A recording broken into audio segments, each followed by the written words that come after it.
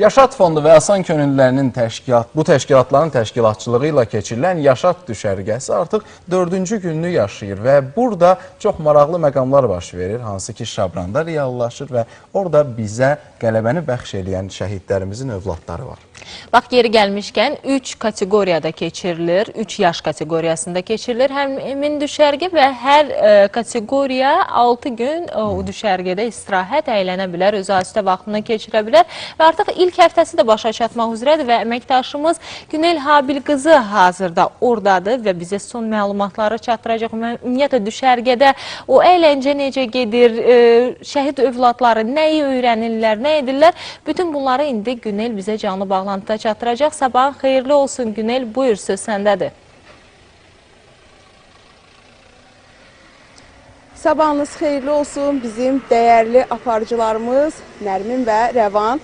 Sizi Şabrandan salamlayırıq və qeyd etdiyiniz kimi ikinci Yaşat düşərgəsi keçirilir burada şəhid əmanətləri üçün. Yaşat Fondu və Asan Könüllüləri Təşkilatının birgə layihəsidir və ilk həftəsinə yekun vurulur bugün.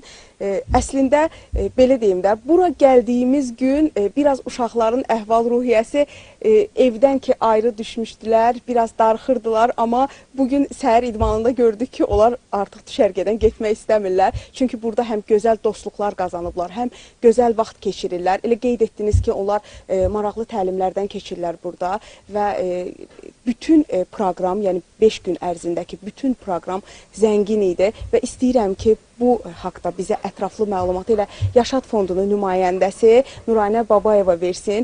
Nuranə xanım, səhər tamaşaçıları adından da sizi salamlayıram və istəyirəm ki, bizə məlumat verəsiniz. Görək, bu həftəni nələr yaşadılar burada düşərgədə uşaqlar və bundan sonraki həftələrdə nələr gözlənilir?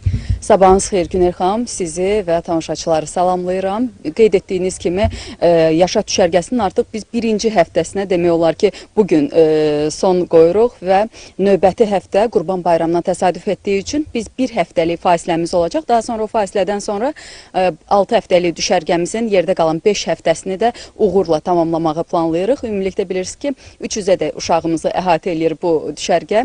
Düzgün qeyd etdiniz, uşaqlar ilk gələndə darıxırdılar, sıxılırdılar, amma indi burada elə bir bağ yaranıb ki, onlar buradan heç ayrılmaq istəmirlər. Bu təbii ki, bizi sevindirir, çünki əsas məqsədimiz elə uşaqların təhsili ilə də yanaşı yay tətili də boş keçməsin, həm əylənsinlər, həm maariflənsinlər idi məqsəd. Maariflənmək də elə siz özünüz də Azərbaycan televiziyası olaraq şahid oldunuz ki, uşaqlar hansı təlimlərə cəlb olundular. Bir həftə ərzində Bakıdan da bizim çox gözəl qonaqlarımız var idi ki, onlar da sevə-sevə gəldilər ki, biz həm uşaqlarla vaxt keçirmək istəyirik, həm istəyirik ki, balaca bir təlimlər keçirək, master klasslar təşkil edək, həm idman sahəsində, həm incəsənət sahəsində, həm psixoloqlar bu bir həftə ərzində onlarla təşkil olunan bu oyunlarda əsas məqsəd o idi ki, onların hardasa bir şuur altıda olan bir necə deyək, bir narahatlıq varsa, hansısa bir problem varsa onu aşkarlayaq bir həftə ərzində və elə düşərgə sona çatandan sonra da problem olan uşaqlarla iş davam edəcək.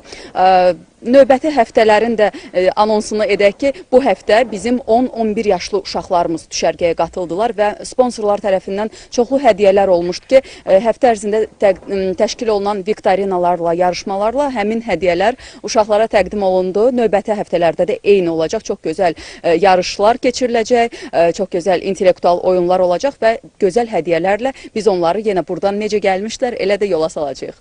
Və bugünün də çox zəngin proqramı var. Bəli, bugünün bilirsiniz ki, həftə ərzində biz daha çox sağlamlıq, idman, intellektual oyunlara üstünlük vermişdik. Bugün isə incəsənət günüdür deyə bilərik. Elə anons eləyək ki, bugün Ebru sənəti olacaq. Ebru sənəti üzrə master klass keçiriləcək uşaqlara. Eyni zamanda bugün bizim bağlanış mərasimimiz olacaq. Bağlanış mərasimindən sonra da çox gözəl bir konsert proqramı düşünmüşük, təşkil etmişik. Saat 8-də də konsert proqramı olacaq və uşaqlar yenə əylənəcəklər və sabah səhər yeməyindən sonra biz onları yola salacağıq.